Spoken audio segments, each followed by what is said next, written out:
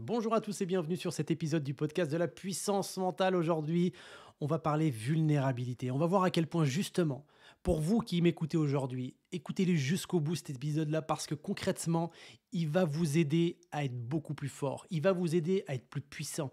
Il va vous aider aussi à connecter d'une façon complètement différente par rapport à ce qu'on peut voir dans ce qui se passe dans les relations humaines.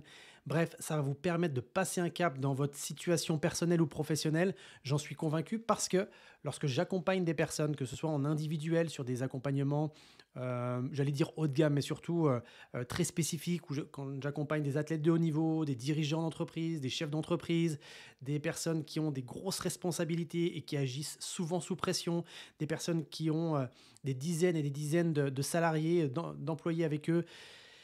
C'est souvent, pour pas dire tout le temps, allez, c'est tout le temps en fait. On va vers cette vulnérabilité parce que cette vulnérabilité, vous allez voir pourquoi justement elle permet de passer des caps. Vous allez voir pourquoi justement cette vulnérabilité qui offre de prime abord, et ils me le disent tous que cette vulnérabilité, on ne peut pas être vulnérable parce que sinon on montre nos faiblesses, parce que sinon si on est faible, on n'est pas fort, hein, ça coule un peu sous le sens, eh bien c'est faux. C'est faux et moi je l'ai constaté déjà quand j'étais dans la police. Déjà, pourtant, en policier, hein, vous le savez, enfin en tout cas, si vous n'êtes pas policier ou vous ne l'avez jamais été, vous pouvez vous en douter. Quand on est dans ce genre de métier, on est confronté à de la violence, à de la haine, à la misère.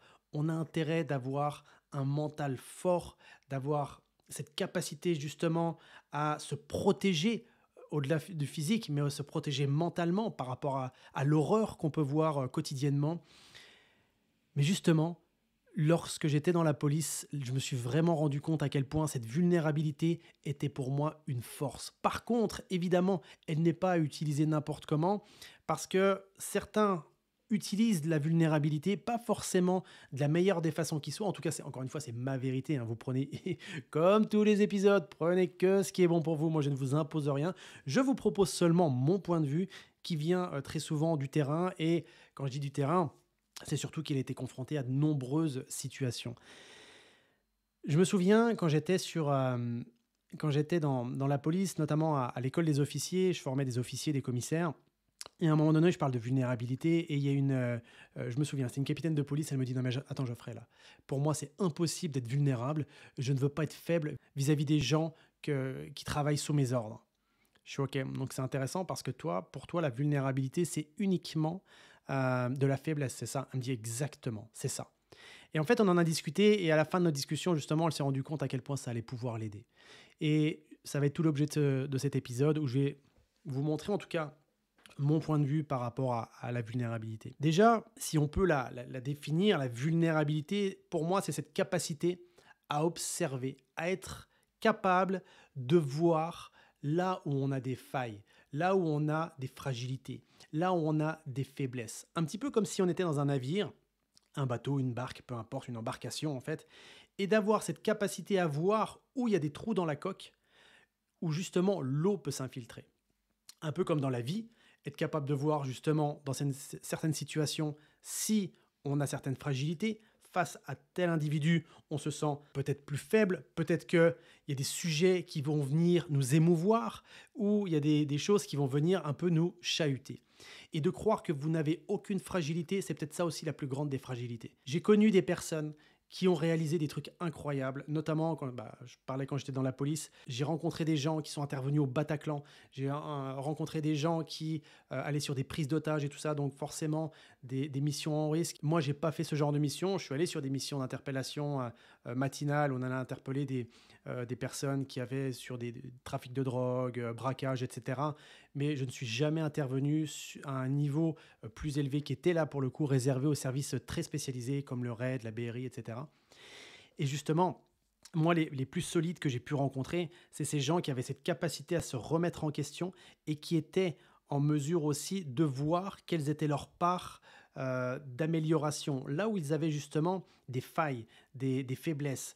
Parce que le risque, si tu penses que tu es tout le temps fort, le risque, si tu penses que tu es invincible, à un moment donné, ton corps, ton mental, tes émotions, ce que tu veux, va t'amener un signal que tu n'auras même pas la présence d'esprit d'analyser et du coup, tu vas faillir. Donc en croyant, ou plutôt en voulant être fort, bah, tu risques de produire l'inverse, c'est-à-dire de devenir faible en une situation où tu n'avais pas du tout anticipé les choses. Donc plus vous aurez cette capacité à prendre de la hauteur vis-à-vis de vous-même en disant OK, quelles sont mes failles, quelles sont mes faiblesses, et être autant capable de connaître aussi vos forces.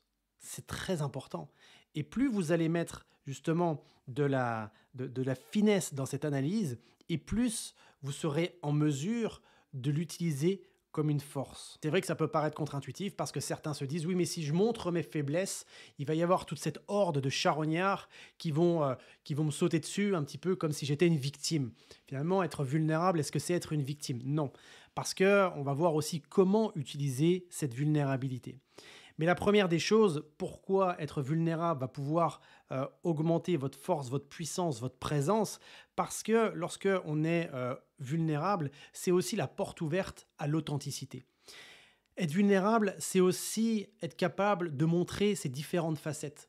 Je suis à la fois capable de montrer que je suis fort dans certaines situations, mais aussi capable de montrer que je suis un peu moins fort, peut-être que j'ai aussi des défauts, que j'ai aussi des choses à améliorer dans certaines situations. Quand j'étais flic, bien sûr que quand j'étais face à un voyou, j'étais solide. Bien sûr que quand j'étais face à une femme battue qui avait la bouche éclatée, l'œil au beurre noir, une partie de ses cheveux complètement arrachés, bien sûr qu'à ce moment-là, j'avais beaucoup d'empathie pour elle, mais je me coupais de mes émotions pour pas tomber en larmes face à cette femme qui avait rien demandé et qui ne méritait absolument pas le sort qui lui était arrivé.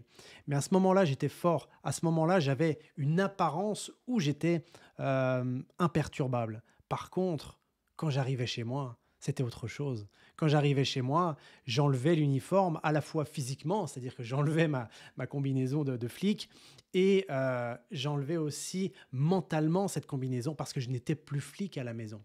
Et à ce moment-là, eh bien oui, il m'arrivait de pleurer, il m'arrivait d'en vouloir à la terre entière et me dire, mais pourquoi il y a autant de violence? Pourquoi il y a autant de haine dans ce monde? Qu'est-ce qui nous arrive à nous les humains pour qu'il y ait des choses pareilles? Et là, j'étais fragile. Mais en tout cas, ça me permettait vraiment un équilibre. Cet équilibre, vous savez, entre la force et la fragilité qui fait qu'on est tout simplement humain.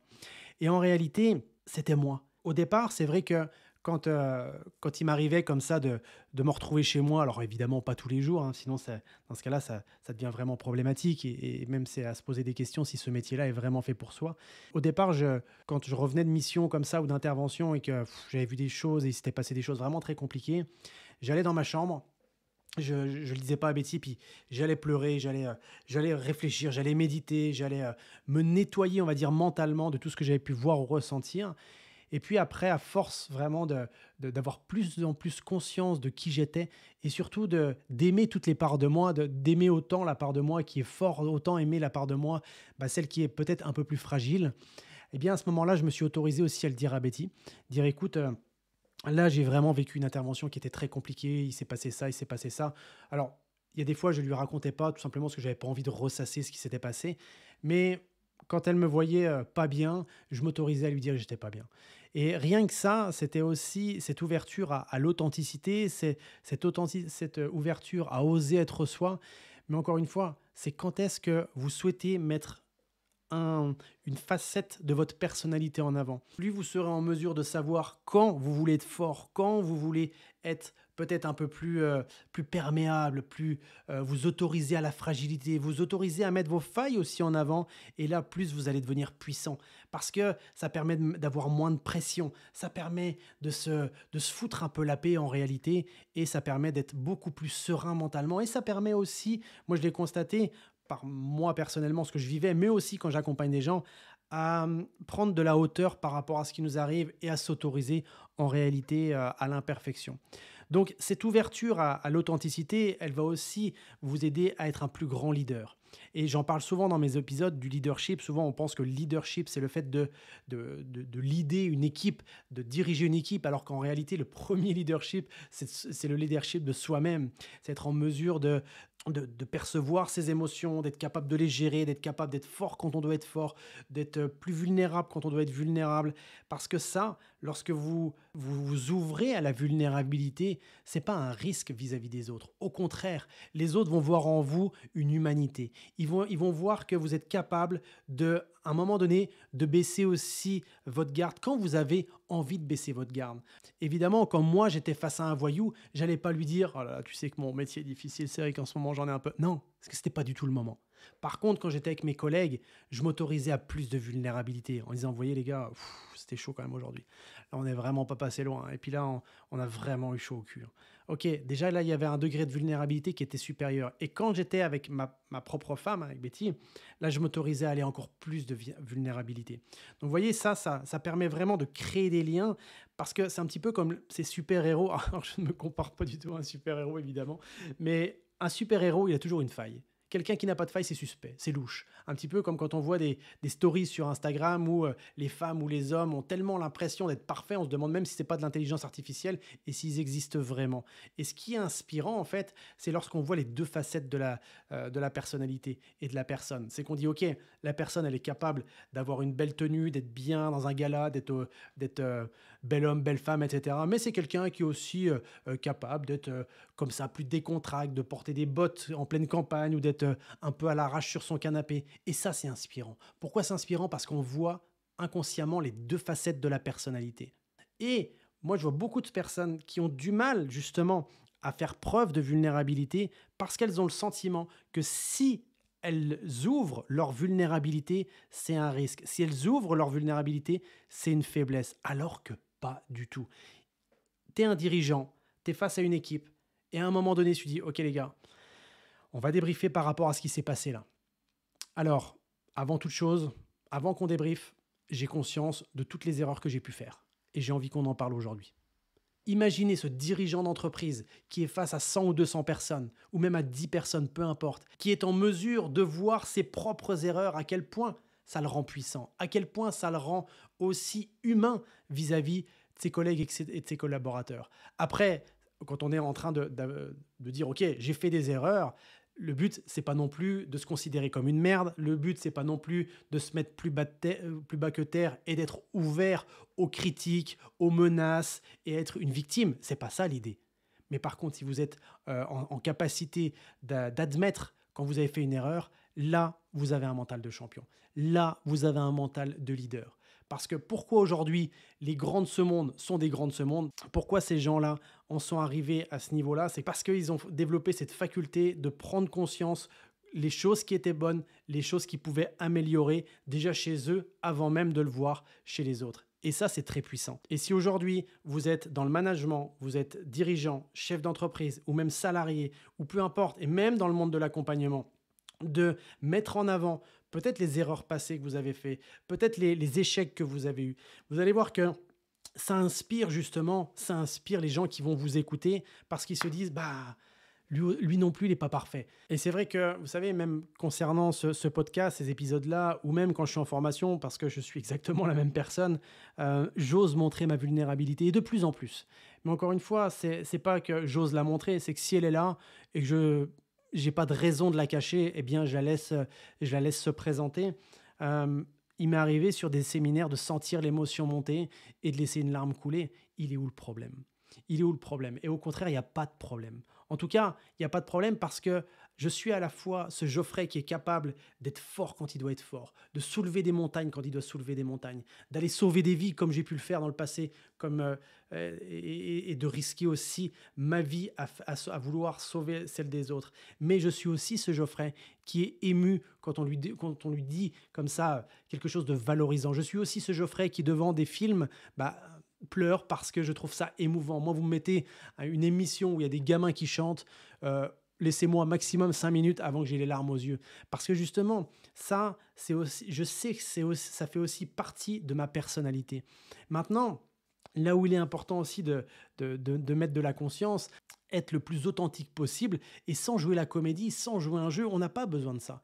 Mais par contre, quand vous avez une émotion qui monte, quand vous avez aussi, vous êtes face à une difficulté, quand vous êtes face à un échec, quand vous êtes face à une problématique, vous serez inspirant quand vous serez capable d'admettre la réalité. C'est-à-dire qu'il y a autant des choses positives que autant des choses qui sont plus compliquées, peut-être plus négatives, peut-être plus désagréables.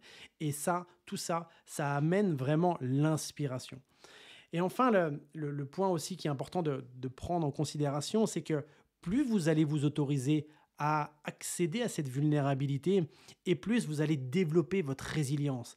Parce que le fait de développer cette observation de votre vulnérabilité et de la mettre en avant va vous permettre aussi d'affronter vos peurs. Elle va vous permettre d'accepter vos limites.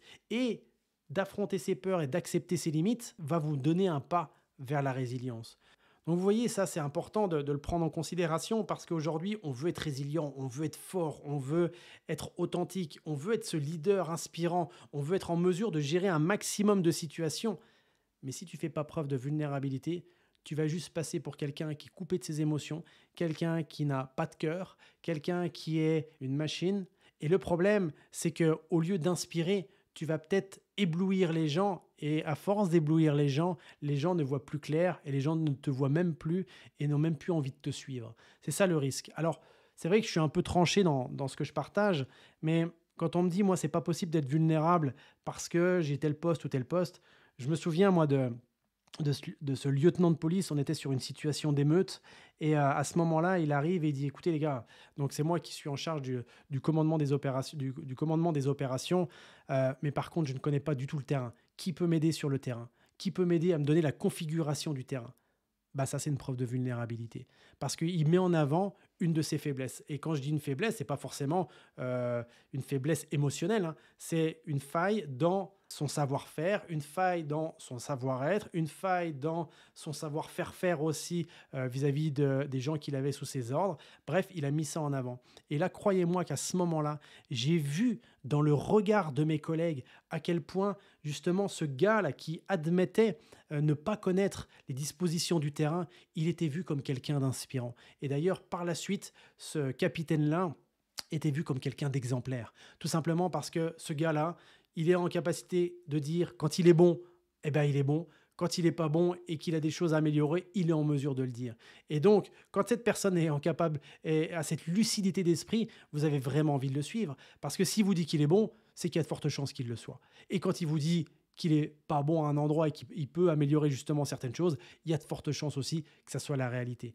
Donc on a affaire à quelqu'un qui est lucide, on a affaire à quelqu'un qui est authentique, on a affaire à quelqu'un qui se connaît beaucoup mieux que ce qu'on pourrait le croire. Donc ça, c'est juste énorme, c'est inspirant et on a envie de le suivre. Et je me souviens, moi, de ce capitaine-là, on était prêt à le suivre n'importe où. J'allais dire, on était prêt à le suivre les yeux fermés, c'était une façon de parler, mais voilà. Et ça, c'est inspirant. Donc aujourd'hui, posez-vous cette question. Qu'est-ce que vous auriez à gagner en qualité de lien? Déjà vis-à-vis de vous-même. Le fait de vous autoriser à être vulnérable. Vis-à-vis de vos proches. Imaginez par exemple vis-à-vis de votre femme, votre mari, vos enfants. Quand vous avez fait une connerie, vous vous en rendez compte en plus. On est des humains. Des fois on dit des choses qui dépassent notre pensée. Des fois on fait des choses qu'après on regrette. Imaginez quel impact vous allez avoir vis-à-vis de vos enfants, vis-à-vis de vos proches qui vous aiment certainement. De dire, ok, écoute là, c'est vrai qu'à ce moment-là, il s'est passé ça, j'ai réagi comme ça et je regrette. Je ne demande pas forcément le pardon, mais je regrette d'avoir agi comme ça, parce que si c'était à refaire, je ne referais plus la même chose. Imaginez comment vous allez être vu. Est-ce que vous allez être vu comme une victime? Non. Vous allez être vu comme quelqu'un qui prend sa responsabilité. Vous allez être vu comme quelqu'un qui assume complètement ce qu'il fait. Et ça, c'est complètement inspirant. Ça, c'est complètement exemplaire. Imaginez maintenant si vous vous autorisez à la vulnérabilité vis-à-vis de vos collaborateurs, vis-à-vis de vos clients, vis-à-vis des gens qui travaillent avec vous. Et encore une fois, sans vous positionner comme une victime, mais en ayant conscience de ce que vous avez bien fait, et quand vous avez bien fait et qu'on vous dit que vous avez mal fait, de maintenir cette position, et quand on vous dit que vous avez mal fait, et que c'est la réalité, que vous vous en rendez compte, plutôt que de, justement, tenir tête et voir à quel point aussi c'est énergivore, bah là de dire, ok, c'est vrai qu'à ce moment-là, j'ai fait une connerie. Imaginez la puissance que vous allez avoir. Et en plus, les gens qui vont être en face de vous vont vous considérer comme inattaquable, parce que très souvent, quand quelqu'un est en face de vous, pour vous titiller, il va aller vous piquer là où ça vous fait réagir. Mais s'il vous pique quelque part où vous avez une faille, mais que vous avez conscience de votre faille, et que vous admettez cette part de faille, et qu'en parallèle, vous mettez aussi votre force, à quel point ça va vous faire passer un cap, à quel point cette personne va être déstabilisée. Imaginez par exemple quelqu'un moi qui vient me voir et qui me dit « Oh Geoffrey, l'autre fois je t'ai vu sur scène, t'as l'émotion qui est montée, hein. Ah là là, il est fragile le petit Geoffrey. » Imaginez quelqu'un qui vient me dire ça. Qu'est-ce que je vais lui répondre? Dire « Oh non, non, non, non, non, je t'ai pas ému, non, non, c'était... » Non, on a face à soi quelqu'un qui n'a pas conscience de qui il est. On a face à soi quelqu'un qui veut nier une réalité. Alors que si je lui dis, à ce moment-là, clairement, quand j'ai raconté cette histoire-là, tu as totalement raison, j'ai senti l'émotion monter. Et encore, je me suis contenu parce que j'aurais pu vraiment beaucoup plus ressortir mes émotions, j'aurais pu même beaucoup plus pleurer. Mais c'est ça qui fait ma force. C'est d'être capable justement de lâcher les émotions quand j'ai envie de les lâcher et de les maintenir quand j'ai envie de les maintenir. Qu'est-ce que vous croyez qu'il va répondre en face de cette personne? Il peut toujours essayer. Il m'atteindra pas en fait. Et ça, plus vous allez développer ça, plus vous allez devenir fort. Plus vous allez développer tout ce qu'on vient d'évoquer dans cet épisode-là, plus vous allez devenir une personne qui a cette maîtrise de sa puissance mentale. Et je rappelle, la puissance mentale, c'est quoi? Je l'ai peut-être dit 250 fois dans tous les épisodes. Mais la puissance mentale, c'est quand on est connecté à sa puissance intérieure. Et sa puissance intérieure, c'est ses ressentis. C'est ce qui nous fait vibrer. C'est ce qu'on a à l'intérieur de nous. Mais cette puissance intérieure, c'est à la fois nos forces, à la fois nos failles. Quand on est connecté à cette puissance et que mentalement, on en a conscience, là, vous êtes puissant. Là, cette puissance mentale vous permet d'être la personne que vous avez envie d'être. Et tout au long de notre vie, plus on s'autorise à s'accepter comme on est, avec ses forces et ses fragilités, plus on va devenir, comme je disais auparavant, résilient. Parce que ces faiblesses, qui au final n'en sont pas, vont s'améliorer, vont se peaufiner, vont diminuer. Et là, vous allez gagner en grandeur, vous allez gagner en éveil, vous allez gagner en puissance. Et au fur et à mesure du temps, vous allez devenir une personne encore plus authentique.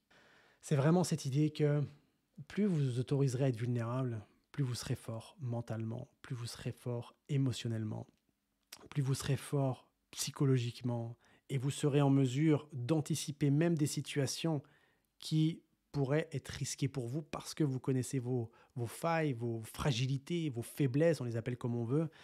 Et là, ça va faire de vous quelqu'un de très conscient au niveau de qui vous êtes. Alors aujourd'hui, quel que soit votre rôle dans cette société, que vous soyez salarié, entrepreneur, dirigeant, chef d'entreprise, athlète de haut niveau, étudiant, amusez-vous à vous observer dans les minutes, les heures, les jours, les semaines qui arrivent et demandez-vous quand est-ce que cette vulnérabilité que vous avez décidé de libérer, de mettre un peu en avant, puis encore une fois, on n'est pas obligé de tout déballer, on n'est pas obligé d'ouvrir complètement, mais cette vulnérabilité, ouvrez-la comme vous avez envie de l'ouvrir. Cette vulnérabilité, autorisez-vous à la partager comme vous avez envie de la partager. Parce que si vous ne maîtrisez pas cette vulnérabilité, le risque, c'est qu'à un moment donné, elle vous pète à la gueule alors que vous ne l'avez absolument pas senti venir. Alors voilà, chers auditeurs, j'espère que cet épisode vous a plu. Je me pose toujours la question, mais avec quoi ils repartent après avoir écouté comme ça près de 20-30 minutes un épisode? J'espère en tout cas que ça vous permet d'améliorer, de peaufiner la personne que vous êtes en direction de la meilleure version que vous avez envie d'être. C'est surtout ça l'essentiel, parce que c'est pas à moi de dire que vous êtes une meilleure ou une moins bonne personne. Ça vous appartient. Et quoi qu'il en soit, prenez que ce qui est bon pour vous et laissez un peu cogiter aussi tout ce que j'ai pu dire aujourd'hui. Il y a des choses qui vont ressortir certainement dans les heures ou les jours qui viennent et vous allez certainement avoir certaines prises de conscience, comme très souvent ça arrive. En tout cas, moi j'ai pris un plaisir à parler de ce sujet parce que pour moi il est fondamental, il est clé, il est très important justement dans la résilience, la force, la puissance mentale. Donc voilà, en tout cas, si vous pensez que cet épisode peut plaire à quelqu'un, n'hésitez pas à le partager. Et d'ailleurs, dans le livre Puissance mentale, je vous apprends aussi à développer cette capacité à vous observer. Je vous apprends aussi à développer cette capacité à mieux vous connaître pour être en capacité de gérer au mieux les relations, pour être moins vulnérable justement quand on n'a pas envie d'être vulnérable et d'être vulnérable lorsque l'on a envie d'être vulnérable. C'est le livre Puissance mentale, hein, comme vous le savez certainement, qui est en vente maintenant sur toutes les plateformes de distribution.